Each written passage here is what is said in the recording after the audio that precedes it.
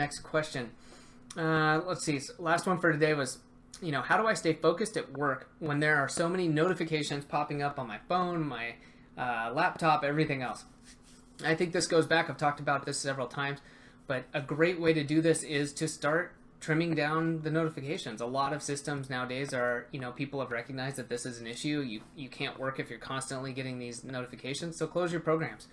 Again, whatever you're doing for work, or there may be things you have to allow. You have to answer the phone if the boss is calling. Whatever you got to do, that's fine. But maybe even within that framework, you could start to say, hey, I'm going to try to have, really focused work hours from 9 to 11, and ask people, if you have a boss you work for, you explain the benefits that, hey, if I do this, I can, get ahead on projects and, be more productive, things like that. With clients, you can set expectations that, hey, I don't answer the phone in the morning. That's when I'm providing value for you. I'm working and I'll get back to you in the afternoon.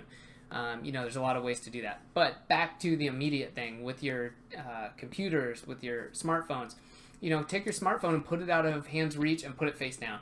I found that that's the easiest way. It's kind of the out of sight, out of mind. If you leave it face up, even though it's maybe over, in the corner over there, you'll still see it out of the corner of your eye.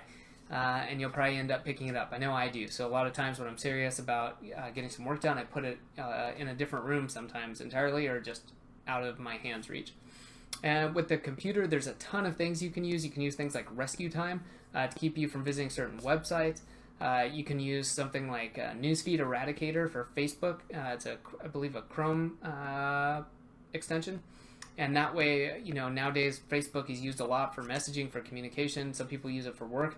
But this takes out the feed so that when you go there, you don't automatically start seeing a ton of stuff. So that's pretty handy. And then going in and just tweaking the way you use things. Again, if you don't need all those notifications, turn them off. Your phone may have a silent mode. Engage that. If you can do the same for your browsers, you can alter your desktop settings, and there's tons of tools for this. So highly suggest using that.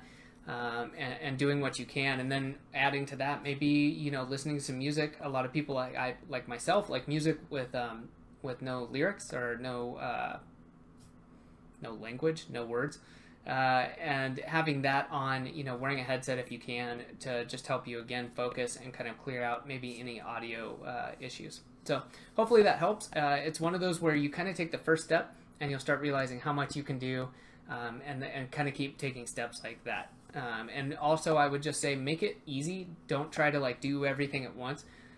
Take one step, or make it very simple. Like if you're okay with making a macro on your computer, or you find a program that can block many areas at once, do that. It's really it's good. It's like any habit. You want to start and do something that you can follow through with, instead of saying, all right, every time I'm working, I'm going to put my phone in the other room. I'm going to turn off all the sounds. I'm going to do this. Don't give yourself 10 steps to do. Try to make it easy, so that you see the benefits and you can follow through with that.